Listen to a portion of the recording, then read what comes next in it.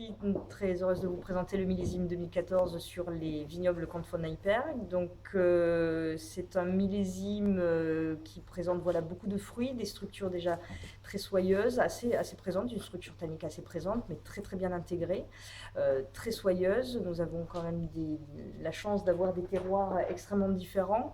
Donc sur Château d'Aiguille, un plateau argilo-calcaire et des coteaux argilo-calcaires, donc des vins avec une très belle puissance, mais cette puissance est très bien intégrée. Nous avons de très très belles acidités sur un encépagement assez typique pour ce type de terroir, 80% Merlot, 20% de Cabernet Franc.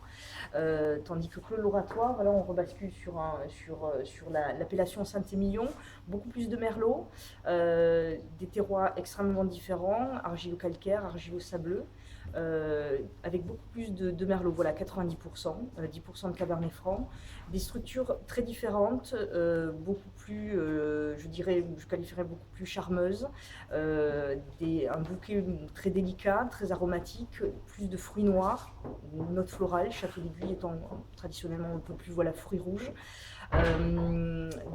Des structures beaucoup plus enrobées, une finale voilà, très merlot, très soyeuse. Canon-les-Gafelières, là on arrive sur une propriété avec une très très grande complexité, complexité aromatique tout d'abord, due à une très forte proportion de Cabernet Franc. Canon-la-Gafelière, voilà, un encépagement, nous avons 40% de Cabernet Franc, ce qui est assez rare quand même sur l'appellation Saint-Émilion, 5% de Cabernet Sauvignon et 55% de Merlot.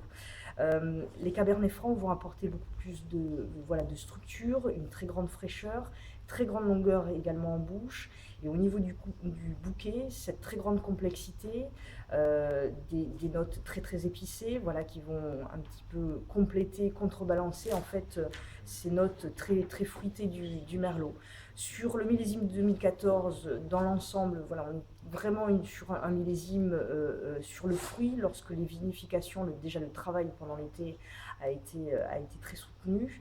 Les vinifications très souples nous ont permis voilà, de conserver ce caractère fruité et à la fois d'avoir une très grande élégance, une très très grande fraîcheur aussi. On est sur un millésime avec de très très belles acidités et qui nous permettent voilà, de garder une très très grande élégance au niveau des vins.